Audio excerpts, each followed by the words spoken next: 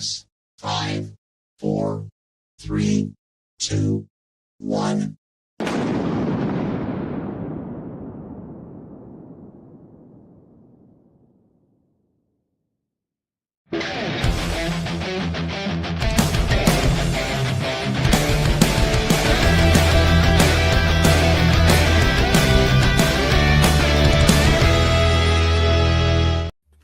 Hi there, this is Dr. and welcome. It is Wednesday, July 2nd, 2025. And no, I'm not talking about AEW Dynamite because it's wrestling time. It is another episode of Legacy of Power, and I'm joined by my more phenomenal guest here, the one and only, the Red Ranger himself, DWC. Hello, Datila. Great to be here once again. Thank you for having me on. Always a pleasure having you on the show. So, as you know, this past Monday was the 30th anniversary of Mighty Morphin Power Rangers, the movie. Can you believe that it's been 30 years? My back hurts just knowing that. Oh, my goodness. Yeah, I can't believe it either. 30 years since Mighty Morphin Power Rangers, the movie came out. Oh, my goodness. It feels like just yesterday that me and one of my good friends from grade school had gone up to our local theater in our neighborhood to go and see the film and have one of the best times of our lives. Yeah. Like, you know, you're old enough to remember that. I was 2 when this movie came out, so I don't remember seeing this movie in theaters. Like, I don't recall, and if I did, I don't recall seeing it. You know, that I really wish that this movie would have had a re-release. Yeah. We've seen a lot of movies get re-released lately. Just recently, you were telling me that the original Teenage Mutant Ninja Turtles movie is going to be getting re-released pretty soon. Before coming on today, I actually found out that Jaws is actually going to be re-released in theaters as well. And so is the Sam Raimi, Tobey Maguire Spider-Man trilogy. So everything that was old is new again. So maybe Mighty Morphin Power Rangers, the movie, may yet get re-released. Who knows? And then, funnily enough, you would be complaining about, Mighty Morphin gets a re-release, but Turbo doesn't get the love in 2 years when they celebrate its 30th anniversary. Then it would be Turbo's turn. Absolutely. Yep. Yeah. Alrighty. So, as we all know, there's so many iconic scenes in Mighty Morphin Power Rangers, the movie. What are some of your favorite scenes in the movie? Okay, good question. Well, some of my favorite scenes in Mighty Morphin Power Rangers, the movie, would include, one of them right off the bat, I will say, is when they morph up for the first time in the movie. I love the way they build up to it, where you have the Rangers in their unmorphed teenager forms going up against the villain for this movie, Ivan Ooze's henchmen, the Ooze Men. And they're holding their own for a while. They got that nice rockin' soundtrack playing in the background. But then eventually they start taking a few hits themselves, and then they get cornered by the Ooze Men. And you're just sitting there saying, okay, they're going to do it. They're going to do it any moment now. And then Tommy gives the word, let's do it, guys. It's morphin' time. And they were like, here we go. And the first thing that you notice is that the morphing sequence is done slightly differently than it is done in the show. You know, they don't go to the stock footage of the lightning bolt coming down, and then you get the same recordings of them going pterodactyl, triceratops, saber-tooth tiger, and it's newly filmed. You know, it's done with the actors looking like they do right then and there. The characters looking like they do. The morphers are shinier. The dino buckler portion of the morpher, if you will, now reflects the color of the Ranger. And even the sequence is different, too. We all know the morphing sequence by heart there. It's Mastodon, Pterodactyl, Triceratops, Saber-tooth Tiger, Tyrannosaurus. And before all of that, you have Tiger Zord. But, but instead of it going Tiger Zord, Mastodon, Pterodactyl, Triceratops, Saber-tooth Tiger, Tyrannosaurus. Hang on a second. Okay, where was I? Oh, yeah. Now it starts with Kimberly saying pterodactyl. I'm like, wait, what? Kimberly goes first? Okay, then Triceratops. All right, we're back on track here. And then saber-tooth tigers next, right? then you see Rocky, Tyrannosaurus. Wait, Rocky's third? Red Ranger's third now? That's never happened before. And then who's next? Well, that's usually the end of the line, so all bets are off now. Here comes Adam, Mastodon. What? Now we're back to the beginning here, or almost at the beginning? I'm getting mixed up here. All right, that just leaves a pair of tigers now, right? So who's going next? Here comes Aisha, saber-toothed tiger, like that. I always thought the sound that the Morphin made when Aisha did her morph in the movie sounded a little bit funny right there. But that's another thing. The morphers actually make the noise of the animal that they represent in this one. Rocky is when he does the Tyrannosaurus morph. You can hear the same Tyrannosaurus morph that you hear from Jurassic Park if you listen real close, and then you compare the two. That's actually the Jurassic Saurus roar. Yeah. So they're like, all right, well then we have all those 5. Now that just leaves Tommy, right? All right, Tommy, go ahead and say Tiger Zord. And there's Tommy, and he says, White Tiger. I go, White Tiger? Okay. Tommy usually goes first, whether as the Green Ranger or the White Ranger, Dragon Zord or Tiger Zord, what have you. Then we get the sequence I outlined before, you know, black, pink, blue, yellow, red. But then we went all out of sequence. It was like they took that and they said, all right, let's shuffle them up here. And then come what may. So we get the first Ranger to morph last, and he changes the morphing call for himself. He doesn't say Tiger Zord. He says White Tiger. So like, okay. Well, anyway, then they're morphed. And then they jump up, and then you hear the Power Rangers theme in an all-new rock version. And it's like, you know, we're used to hearing, go, go, Power Rangers. But this was like, go, go, Power Rangers. Because it's a movie now. It's not the TV show. We're cranking it up to the highest level here. Saban actually didn't have a budget for this one. Yeah, right. Exactly. There you go. And as amazing as that whole sequence was on its own, what made it even more memorable for me was just getting to hear the reaction of everybody in the theater. All the kids went nuts. Everybody was going crazy. They were screaming and cheering like, yeah, like that. Oh man, it was one of those moments in the theater that you never forget. You know, it was just such a wonderful experience and such a wonderful time for me in the theater right there. So that one is the biggest one that stands out for me probably when it comes to this movie right here. Let's see, what's some other ones? Well, another one would just be seeing how the command center looked, because in the show, we all know how it looked there. We've seen it multiple times. And the thing about this movie was that everything was bigger, you know, bigger, bolder, and grander, and just had so much more pizzazz added to it. Sure enough, you see the command center, and it looks like a fortress now. You know, it looks huge, and Alpha has a new look, new look. It's slightly changed, but you could still tell that it's him, and you could still tell that he's had a little bit of an upgrade, so to say. And then you get to see Zordon, and we're used to seeing Zordon where, you know, his face is distinguishable, but the way his mouth moves is always a bit distorted by his energy tube. But in the film, though, he is very clear to see. You could see every detail on his face. You could see his mouth moving very clearly. It's not obscured by anything. You can see him speaking the words that he's speaking, whereas in the show, they were able to use pretty much the same footage of him over and over and over again and just dub over whatever they wanted him to say, and it worked. But in the movie, though, you could tell, okay, so now even this is different. So that by itself was also very, very memorable for me too.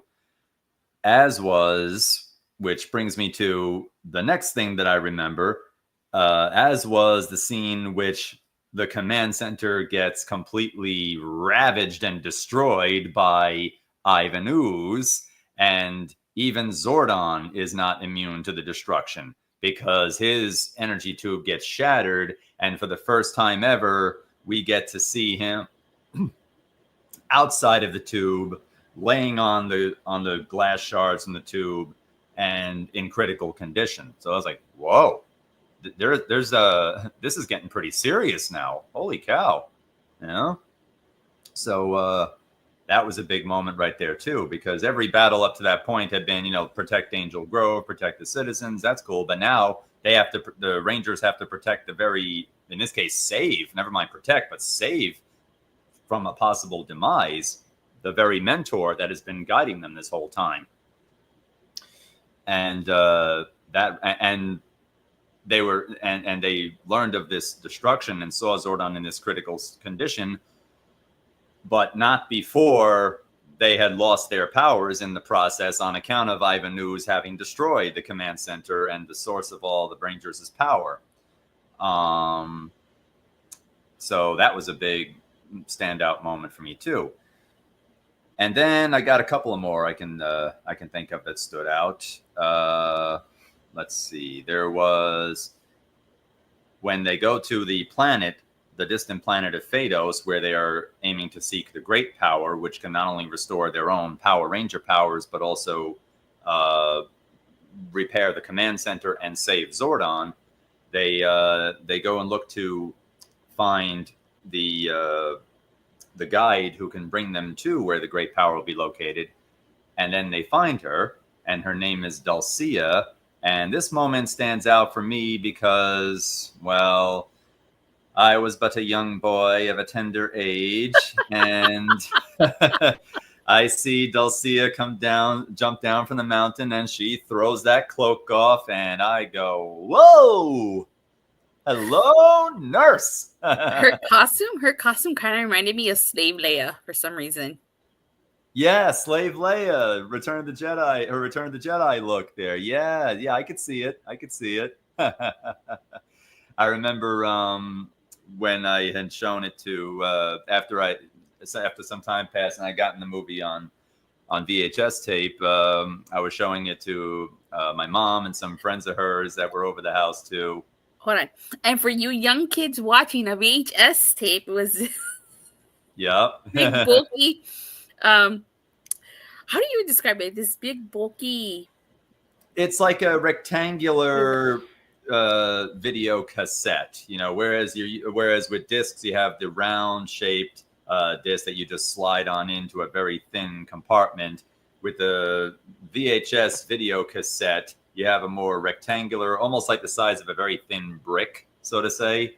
And you slide that into a machine similar to a DVD or Blu-ray player, but one that you put it in, and then whereas a DVD player has a laser that, circulates around the circle-shaped disc, this one has a couple of, let's see, how would I describe these here? A couple of not knobs, but a couple of parts that are inside the VCR that hook into the two ends of the tape and then turn them, and then that's how the movie gets played. Kind of like the old style projectors, which you've probably seen more of those than you have seen of VHS tapes, if I'm not mistaken. Yeah. But that's how we used to watch our movies and back in our day. Back in our day, that's right, exactly. But I remember showing that to my mom, and she had some friends of hers over, and when they saw the Dulcia part, they were like, "Whoa, wait a minute!" Like, "Yep, yeah." But yeah, that was a part that I liked very much, and I would be remiss if I would be remiss if I didn't admit to having rewound the Dulcia scenes quite a few times. I'm sure you weren't the only guy that did that. I would imagine not. Yeah, I would imagine not there. Oh boy. Yeah, it was that was cool. That was a cool moment. I mean, of course, it wasn't the first time we had kind of seen something like that in Power Rangers in general. I mean, a lot of us were very enamored by the way how Kimberly would look when she would do her gymnastics and such, and that kind of thing. So that was like our intro to it. This is jumping ahead a little bit, but who can forget Lost Galaxy when Leo rips off his shirt? Oh, well, there you go. Yeah, there's something in it for the girls too, something for the ladies as well. Sure. Sure. Yep. That's right. That's right. Showing off that physique of his there. There you go. He's like, that's why I'm the Red Ranger. Yeah, that's it. But yeah, that was definitely a standout moment. And another scene that I really liked was, well, when they fight the giant dinosaur skeleton, looks like a triceratops skeleton or so, on their path towards getting the great power. That stood out to me because at the time Jurassic Park was a big deal. And sure enough, there's a line in the movie spoken by Adam where he says, "Welcome to Jurassic Park," as they're walking through the boneyard that's there on the planet. And of course, it's meant as just a throwaway line there. But sure enough, they find themselves finding a set of dinosaur bones and then fighting what appears to be at least a skeletal dinosaur. And they're fighting him. And it's like, okay, this is pretty cool there. I'm enjoying this. And that battle goes the way it does, as does the next battle against the those gargoyle-looking monsters there. I call them gargoyles because I remember reading in a magazine that that's what at least I'm not sure if that was the official name, but in the magazine they call them gargoyles. Like the Power Rangers take on a set of stone gargoyles come to life. So I just said, okay, I guess that's what they're called. But if there's another name, it's escaping me right now. But anyway, there were 4 of them, and they were big and mean, and ugly looking, and they're taking on the Rangers, and the Rangers got to use their teamwork to overcome them. And at one point, Adam and Billy are double teaming. Well, actually, Adam is being double teamed by 2 of the gargoyle monsters there, and then Billy goes to help him, and they do it by like switching places by way of the vine rope, and one of the gargoyles goes to swing and hit the other one, so swing and hit Adam, but Adam gets out of the way on account of the escape plan that him and Billy have cooked up, and Gargoyle A ends up chopping Gargoyle B down to size in a manner very similar to Kung Lao's fatality from Mortal Kombat 2 right there. So as an MK fan myself, that part resonated with me. As did Tommy earlier in the film when they were fighting the Ooze-Men, doing his Liu Kang style bicycle kick. That was awesome too. That was epic. It was. And bear in mind, this movie came out a couple of months before we got the Mortal Kombat movie, in which we see Liu Kang do the same move that he's well known for doing. So I'm like, Tommy beat Liu Kang to doing the bicycle kick on the big screen by a couple of months. How cool is that? Oh, wow. Yeah. Yeah. And then one more scene that sticks out. Well, okay, 2 more. When they get the Megazord, of course. When they get the Ninja Zords. And when they're fighting with the Ninja Zords separately, that was cool. That was pretty cool. But I was really waiting to see what the completed Megazord was going to look like, as were a lot of other people, I think, a lot of other fans. But it was cool to see the individual Zords get some action in, because at a point in the show, they had kind of gotten away from letting the individual Zords do the fighting, and they just went straight to Megazord mode. So I kind of missed that for a while. So, okay, I guess that did stand out to me too. You know, because early on in Mighty Morphin's run, we got to see the Tyrannosaurus get some moves in. We got to see the Triceratops and Pterodactyl get some moves. The Saber-tooth Tiger and Mastodon. Of course, Dragon Zord did, and the White Tiger Zord fought on their own as well. But at a point, though, they kind of skipped over the individual Zord fights and went straight to them being unified into Megazord mode. But in the movie, we got to see the Ninja Zords, the new Ninja Zords, get their own attacks in and such. It was like, all right, that was pretty cool. And then we get to the part where they put the Megazord together, and then we hear the theme song once again. And this was another moment like, all right, we've been waiting for this. Let's see what it looks like.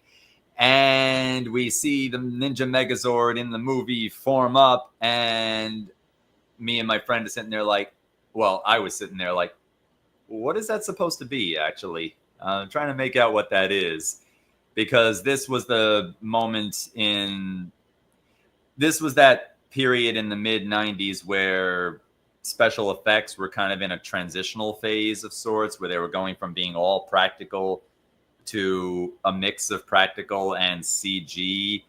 And then they were going eventually full CG, but it wasn't quite ironed out just yet. It was kind of going through some growing pains, I guess you could say. So it kind of had that like weird Sega Saturn Virtua Fighter kind of a look to it there. Old school gamers know what I'm talking about right there. But it had that kind of a strange look to it. So like, okay, I guess it's supposed to be, a fully formed Megazord there, but oh well. But my friend said, oh, cool. He thought it looked great. I was like, all right, nice. I think the Ninja Megazord in the show was a bit easier to make out, in my opinion. Like, okay, I could identify the details on that one a lot easier. Nonetheless, though, getting to see the Ninja Megazord in the movie was really cool. And I think just by a matter of principle of him being the Megazord that was featured in the movie, he had become my favorite Megazord for a long time. The Ninja Megazord did. So I was like, awesome, because he was the one who got to be in the movie. None of the other Megazords could say that, especially when the White Falcon Zord hooks on to the back of him. It's like, oh, man, he looks even better than ever now. And the last part that sticks out for me would be the ending sequence with the fireworks display and all the Rangers and everybody else looking out over the balcony over the water as the fireworks shoot up over the city, and then they form the sign that says "Thank you, Power Rangers." And all the while, you got that great song by Van Halen playing, "Dreams." And funnily enough, the movie is the only place where I've ever heard that song played. I never heard it on the radio. I never heard it at a concert of theirs or like in anybody's music video that they made themselves. The only place I ever heard, and I've heard a lot of great Van Halen tunes in multiple different places, but the only place I ever heard that song was in the movie. So that whole sequence, the song with the fireworks, fittingly enough, we're now in 4th of July season. So fireworks, there you go. It was a perfect way to end the movie, and then you get the credits rolling, and then the music ticks down, and by now we're all kind of picking up our stuff and getting ready to leave the theater, and then all of a sudden we hear Goldar shout, "I am King Goldar." Well, like, wait, what? Hold on a second. We stop, we turn around, because bear in mind this is 1995 here. Post-credit scenes and mid-credit scenes were not nearly as fashionable back then as they are now. Now nobody leaves the theater. Everybody sits there until the very last credit comes up, expecting to see something at the end. But at the time, the only other time I remember that happening was in the Street Fighter movie that came out the year before with Jean-Claude Van Damme and Raul Julia, where they had a post-credit scene. But this was the first mid-credit scene that I had ever witnessed. Like they played the music, da, da, da, da, da, da, da, da. It's like, all right, it's cool. So we're getting up, we're getting ready to walk out. Then it went like this. I'm like, I am King Goldar, the ruler of the universe. What? And then here come the Lord Zed and Rita Repulsa coming out from their imprisonment that they've been placed in by the villain Ivan Ooze before, with an impression of like, you two have got a lot of explaining to do. And they're like, uh-oh. Yeah. If I could add one more quick one there. I just said, uh-oh, that reminded me. Not so much the movie itself. Well, okay, partially from the movie itself, but enforced by the experience part. My friend Michael knew the song, uh-oh, we're in trouble. Yeah. He had heard Shampoo? that song. Yeah, by Shampoo, exactly. He had heard that song before. This was the first time I was hearing it, but he heard the song before, and as soon as that's on my Spotify playlist. It is on your Spotify playlist? Nice. Chitty! Yeah. Shampoo, hey, yeah. Chit Chat, what's Chitty, going on, Chitty. man? Yeah, Shampoo, that's them. Yep. Yes. Yeah. So I had only heard the song for the first time in the movie, but he hears the song and he starts singing it along with Shampoo in the movie right there. I'm like, oh, so he's like, yeah, they play it on MTV. Should have invited me. I have some great stories about this movie. Oh, I wish I would have known, Chitty. I definitely would have invited you. Oh, there you go. Yeah, Chitty's a fellow Power Rangers fan as well, for sure. No. Yeah.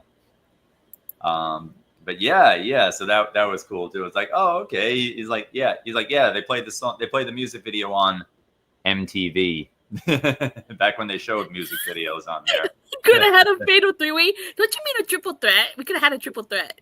Yeah, you ought to know, Chit Chat. That's how it is. It's fatal four-way and triple threat. Pirates, Jonah. Hello, pirates. So yeah, those are the scenes that stand out for me. I know that's quite a big list there, but that's a big reason why this movie is so sentimental to me and why it really stands out. Yeah, those experiences and seeing movies. All right, some of my favorite scenes obviously are the opening sequence, like hello, like that iconic skydiving scene. You couldn't think of a better way to open a movie. Chitty's like, yeah, oops, hello, it's 12:30, almost so tired. It's 10:17 where I'm at, so that I like that opening sequence, and then I really love the rollerblading sequence when they're just rollerblading. I think that encompasses the 90s so well. You know, so I love this movie. Yeah, so do we. So those two, and then I love the introduction when the Rangers meet Ivan Ooze. He's like, "Woohoo! Let me get my autograph book." So that's a great scene. I also like the Morphin sequence. I still don't know why they put it out of order or why Tommy said White Tiger.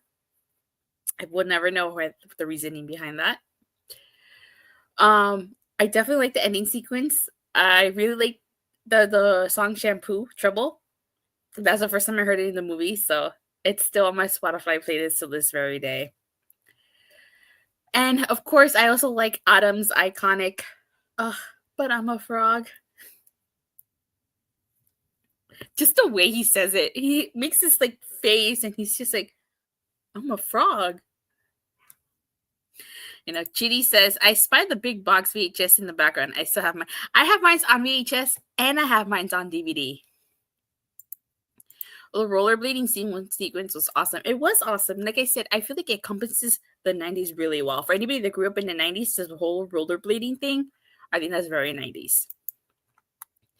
So next, we're going to move on. What if Jason, Zach, and Trini were in this movie? That's a big what if, because as we all know, as everybody knows, Jason, Zach, and Trini left in the midway of season 2, and the movie was filmed between season 2 and 3.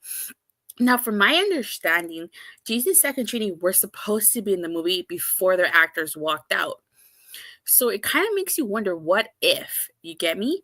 I don't know about you, but I feel like the ape, the bear, and the frog fit Adam, Rocky, and Aisha so much better than they would have fit Jason, Zach, and Trini. Like, I feel like that was written for them and their personalities. Like I had just mentioned Adam's iconic line, but I'm a frog. I can't picture Zach saying something like that. That's true, actually. I hadn't thought of that before. I mean, I have often thought to myself, what if Jason, Trini, and Zach were in the movie? But I hadn't really given much thought to how would they have gelled with their respective ninjetti powers. Yeah, I mean, I guess the ape could probably work for Jason, you know, powerful and smart. But the bear for Trini and the frog for Zach, I don't know. That might seem a little bit out of left field, perhaps. That is something very interesting. Very interesting. I know it's based off Super Sentai. We know it's based off Super Sentai. I'm just saying the way those animals were written, I feel like they fit Rocky, Adam, and Aisha a lot better.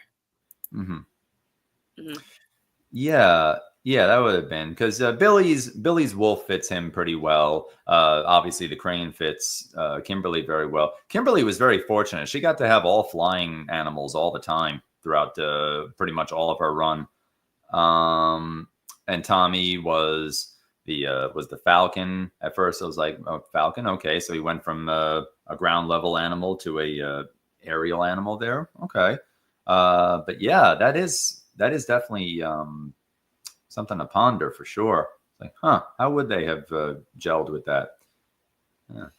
I mean, definitely that iconic line would definitely not have been there. And if it was, like, I just can't picture Zach saying something like that. I'm a frog. Yeah.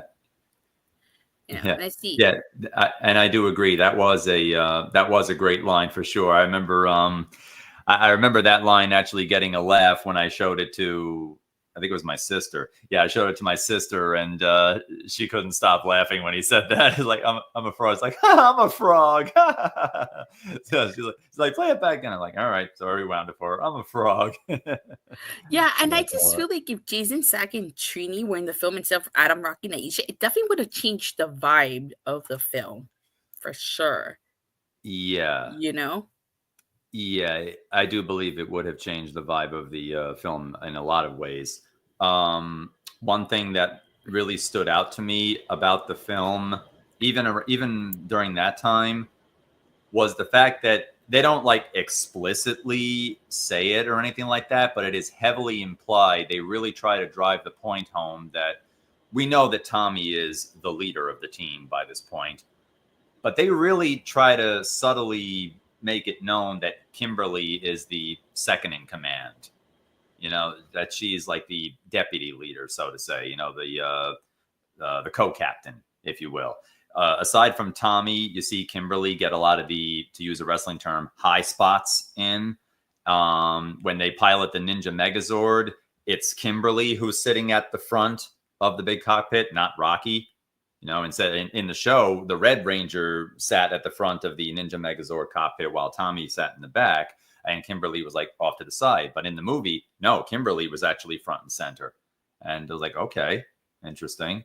And you know, and similar to in the show, by the time Jason, Trini, and Zach had left, and they brought in Rocky, Adam, and Aisha, Tommy and Kimberly became like the dominant two Rangers. I mean, Billy was there, but the show seemed to revolve a lot more around Tommy and Kimberly. I kind of semi-jokingly called it the Tommy and Kimberly show at that point. And that, I think, was emphasized even more so in the movie as well. Maybe that was a creative choice for the movie. I know that behind the scenes, they were tinkering with some different ideas. At one point, there was talk about taking away the Rangers' visors, like the dark parts of the helmet, so that you could see their eyes. You know, as a director myself, I understand what he might have been going for, but that's a very fundamental part of the costume that you're changing right there. I mean, that would be like having Batman without allowing him to wear his cowl the way that he normally wears it. You know, just like have it slid up above his head. It's like, well, you can't do that. I mean, come on. Or take away the eyes parts of Spider-Man's uniform, right, of his mask. Yeah, take away the big web eyes there, so you could see. So yeah, he's still technically wearing some kind of facial concealment, but you can see his eyes. Like, yeah, but that's an integral part of the costume, though, as is the dark visor part of the helmet. So yeah, I do think it would have been different. I think maybe if Jason, Trini, and Zach had still been in, had gotten to be in the movie, maybe Jason would have gotten featured a bit more, just like I think would have been the case on the show as well. I think that I think it would have been. I think everybody kind of would have had a little bit more give and take, or so. I think they like the movie was almost like a. How do I say this? The movie was almost like the sum of the feedback of the show up to that point, because up to that point, Tommy was the most popular male Ranger. Kimberly was the most popular female Ranger. And it was like the writers and director of the movie said, okay, the fans like Tommy and Kimberly the most, we'll feature them the most prominently then. And the rest of the Rangers will be like the supporting Rangers or something like that. You know, like they go with the money players right there and they put them in the co-captain spots, if you will. So I know you definitely would have changed the poster because Jason would have been in the middle, in the front. He would have been right in the front. Well, yeah. Word has it that if Jason had not left the show, he would have still been the leader. Tommy would have still been the sixth Ranger, but with a unique set of powers there. Right.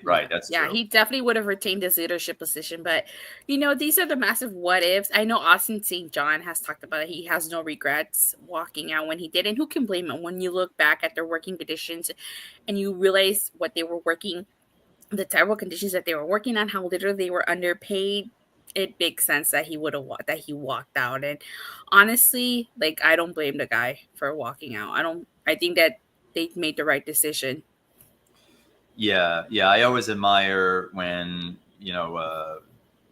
when an actor sticks to their guns and you know doesn't just go along with whatever they're told and just for the sake of all right. I mean, I'm being treated poorly here, but I feel like I have no choice because we have also seen what happens when an actor does do that, and we've seen it in Power Rangers as well. In the case of David Yost, right? David Yost, he waited until he got to his absolute breaking point before he decided to make his decision. But at least I'm Austin, surprised that wasn't a topic in the Dark Side of Power Rangers, which I still haven't watched. But I'm surprised that wasn't a topic on that. Oh, interesting. What wasn't a topic? Wow. It wasn't. Yeah. Yeah, I've got that in my queue also. I should watch that. And then see what it's sad. We will never know. Can't blame him from you definitely can't. But like I said, it's one of those what ifs, Yeah.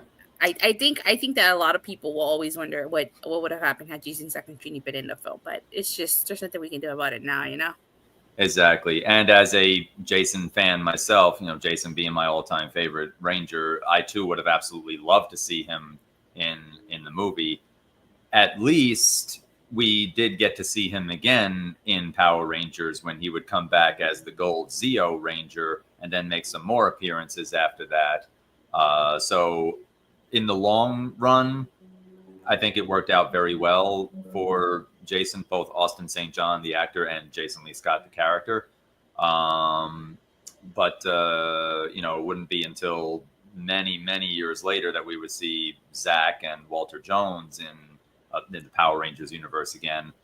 And unfortunately, in the case of Trini Kwan / Thuy Trang, well, that was more or less the end of the line for her right there. It's unfortunate. It's unfortunate we never got to see her character again.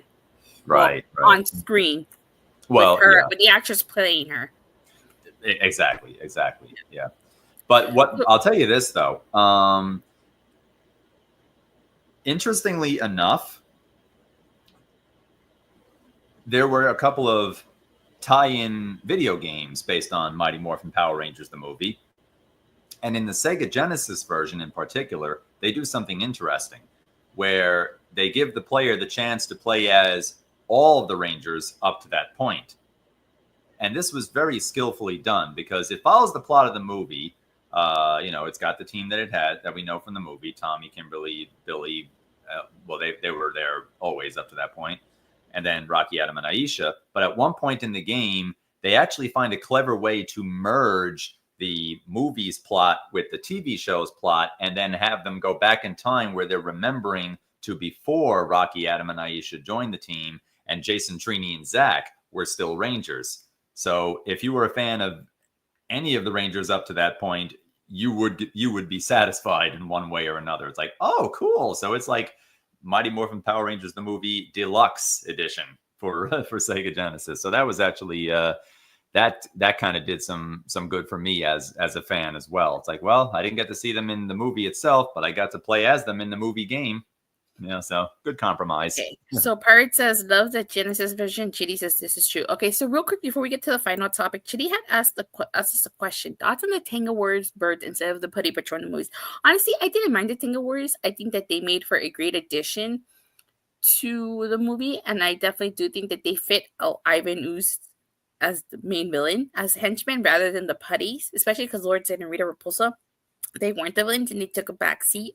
So I think that including the Tango Warriors in here definitely was a nice addition.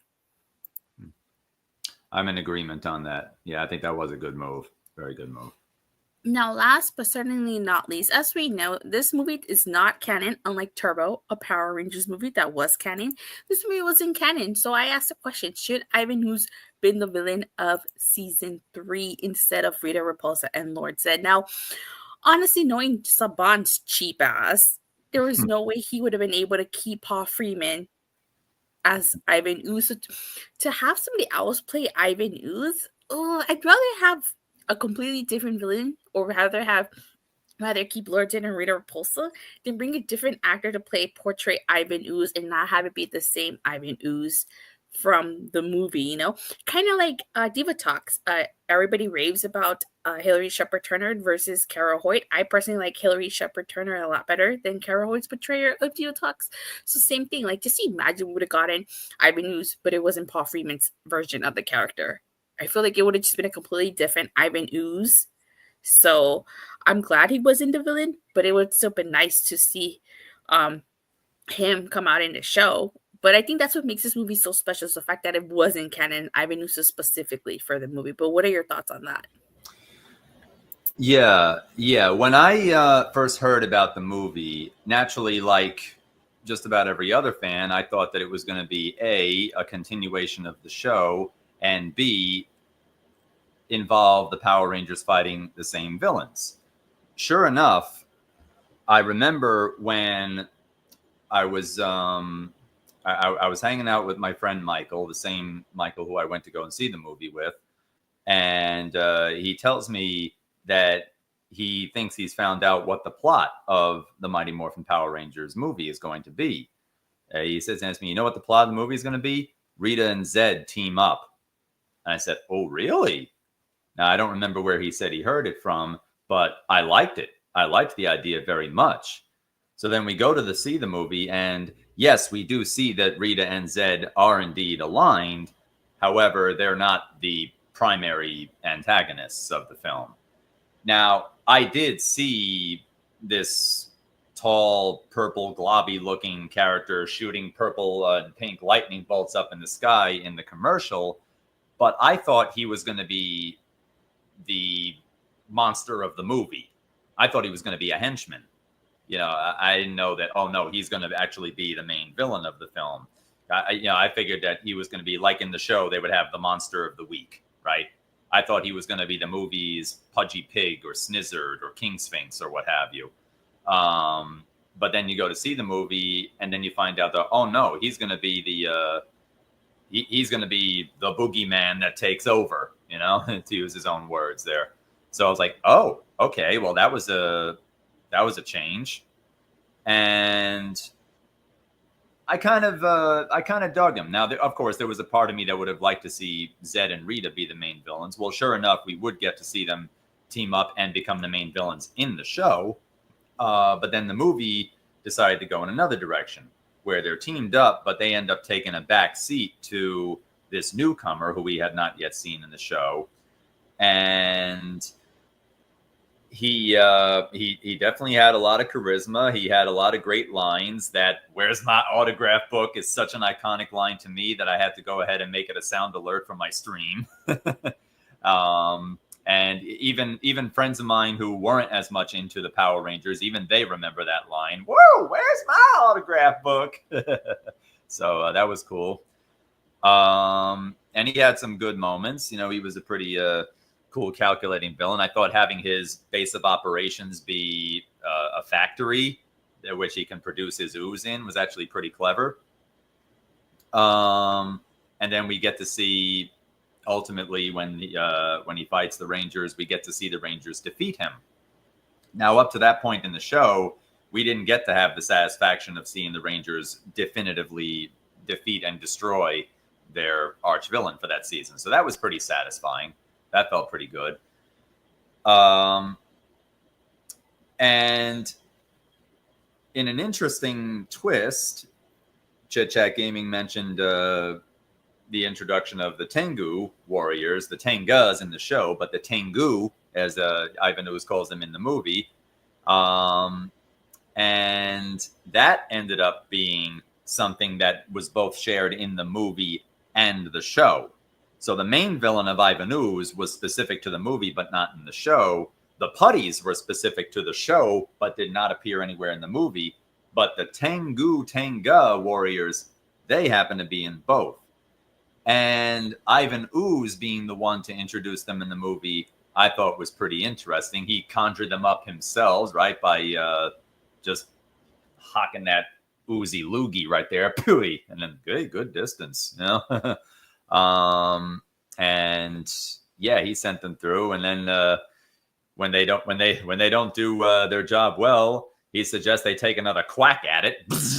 It blows them up and their feathers go flying everywhere.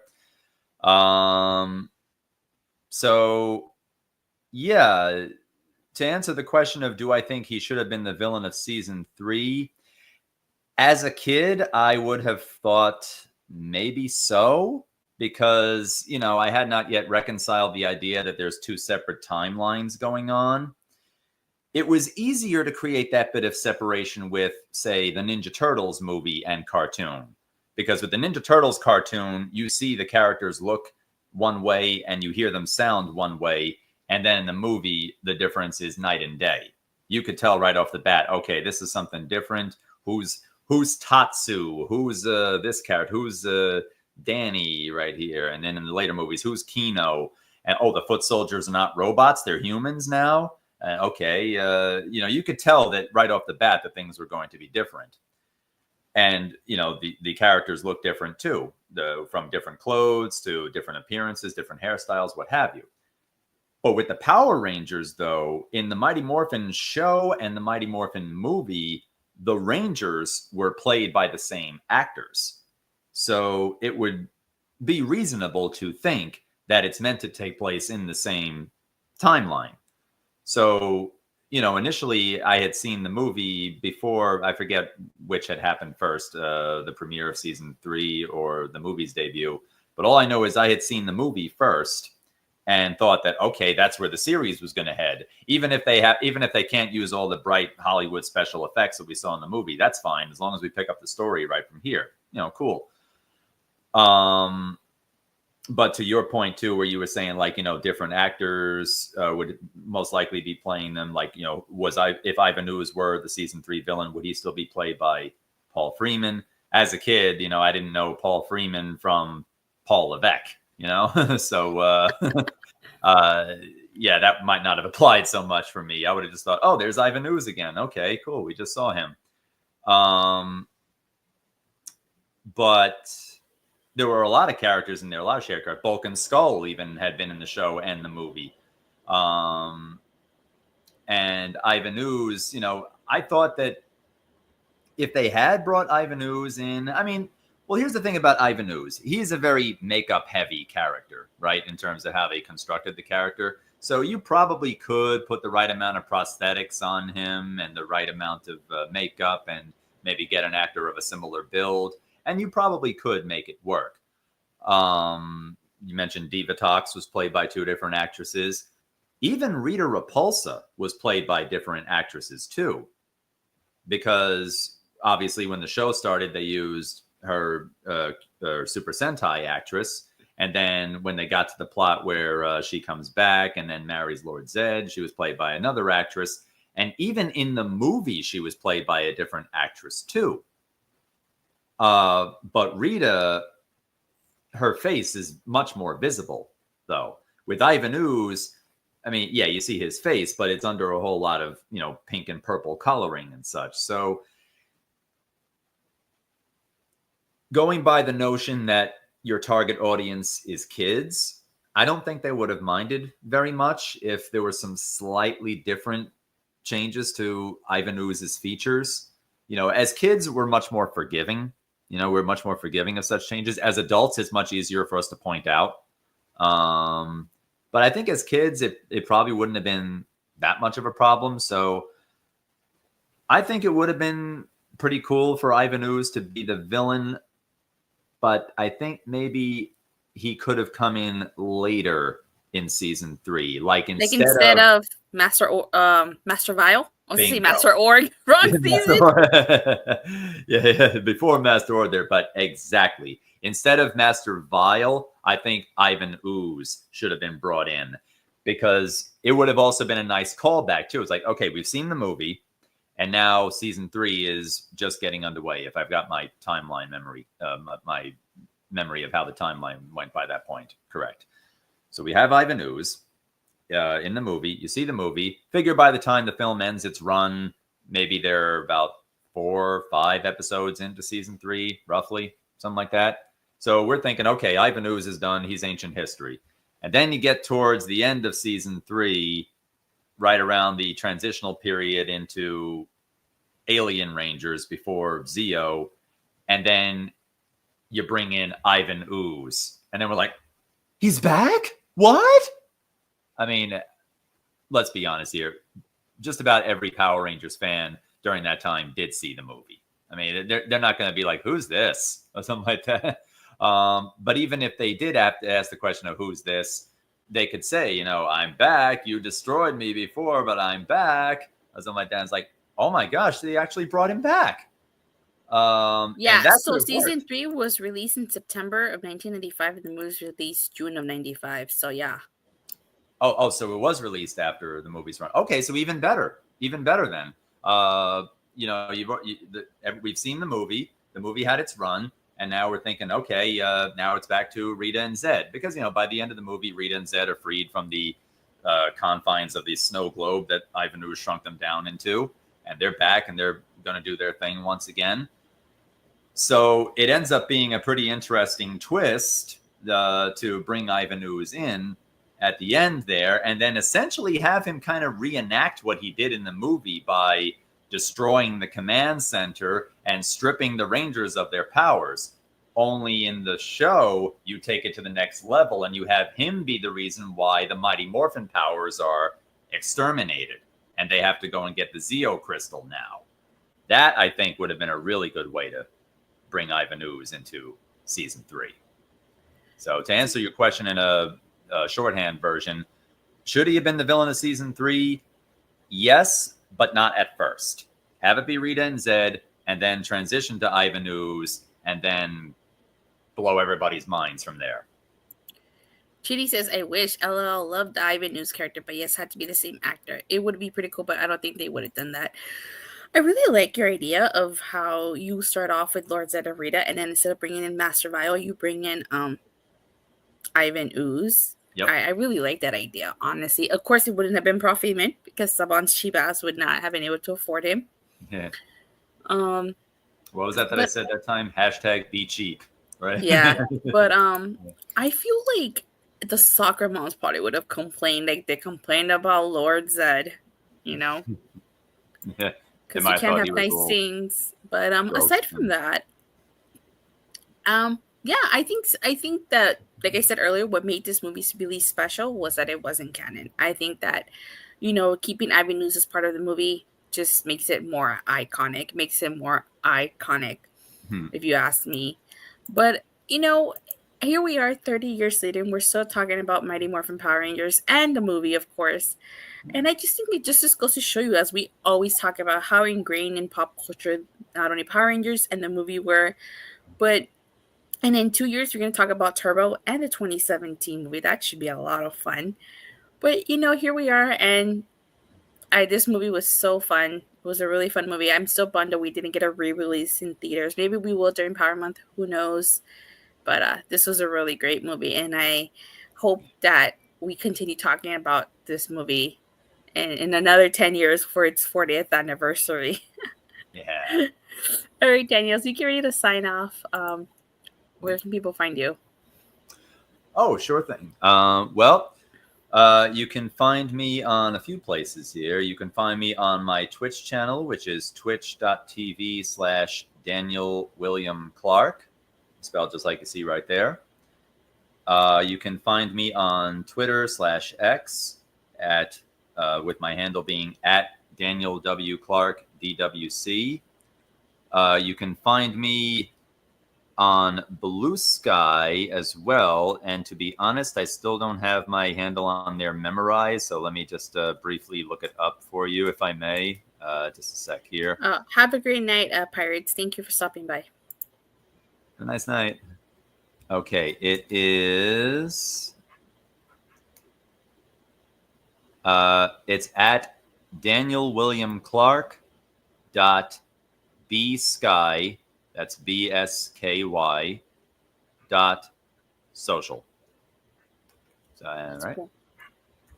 And yeah, those are my main ones that you can find me on. I'm also on YouTube and Vimeo as well. I'm under Daniel William Clark on Vimeo. It's vimeo.com/Daniel William Clark. And on YouTube, I'm just Daniel Clark for now. Yeah. All right, and you can follow me on Twitter at @Detail_. I talk mostly wrestling, but occasionally I do talk about Power Rangers, as I do cover professional wrestling and Power Rangers on this channel. That's why I'm Rangers of Wrestling. With August coming up, as we all know, it is Power Month, and we are celebrating 25 years of Lightspeed Rescue and 20 years of SPD. So maybe Daniel and I would do some fun stuff for Lightspeed Rescue and for SPD, as well as some other cool content for Power Month. So make sure you stick to that. But thank you guys all so much for watching and for the continued support. Please don't forget to like and subscribe. Make sure you hit that bell so you can notify whenever I go live or whenever I release the video. And I hope to see you guys next month for Power Month, and of course on a regular basis when I go back to doing my wrestling live streams. You guys have a more phenomenal night or day wherever coast you're on or a part of the country you're on. Bye. Bye.